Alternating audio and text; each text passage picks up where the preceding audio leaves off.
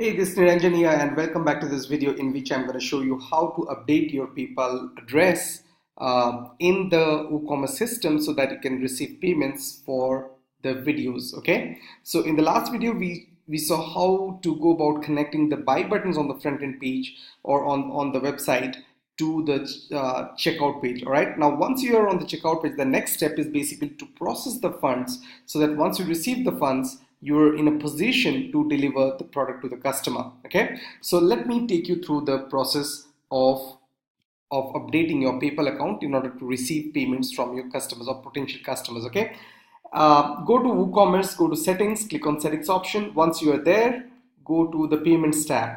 Okay, once you're on the payments tab, you would have all these options to work with.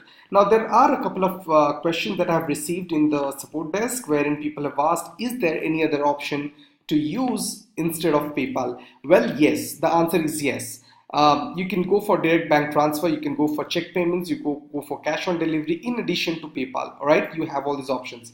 Cash on delivery, I really don't think it would be a viable option, especially when you're dealing with a digital download. Okay, it just doesn't make sense. Check payments, yeah, I did not go for it. Direct bank transfer, I typically don't go for check payments or direct bank transfer for payments that I expect to provide instant downloads for. All right, or rather for something that can be easily handled without a lot of customer interactions.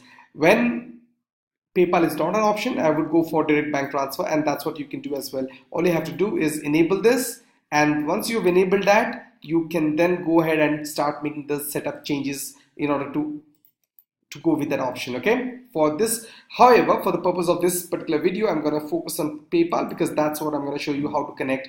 The method or the approach for the rest of them is pretty much same. All you have to do is follow the intuitive dashboard and kind of take the instructions and give them the information that they need in order to enable you to receive payments. Okay, so for PayPal, let me, now that I have done, let me just click on save changes. Once it is saved, what I'll do is I'll go to manage this. Okay, and this is where I'll enter the details that I need to be entering in order to receive payments. Okay, now this is one important thing that you should remember: enable, disable. Enable PayPal standard. What this does is this basically routes the user to the PayPal interface, and that's where they enter the user ID and password in order to give you access or make the payment. Okay, and this makes a huge difference to the conversions. You need to understand that people trust PayPal more than they trust you. That's because PayPal is a big brand and it's done a lot over the past few years to demand or command that credibility. Okay, so the moment they see that they are actually entering the user ID and password into the PayPal interface rather than into your website,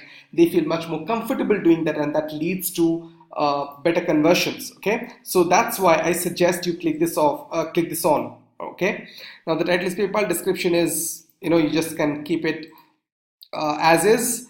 PayPal email address, this is where you enter the PayPal email address. Now for this is a dummy address, or this is a this is basically, this is not my PayPal address that I've used here. All right, but when you have your PayPal address to be entered, this is the place you enter it in. Okay, I'm going to enter my PayPal address, but that's going to happen in a separate video. All right, I'm going to enter that here in this particular location and make a test purchase to show you how it works out. But for the sake of privacy, I'm not gonna enter my PayPal address in this video. Okay, but this is the place, this is exactly where that information will go. All right, so I'll come back to that and I'll update it later.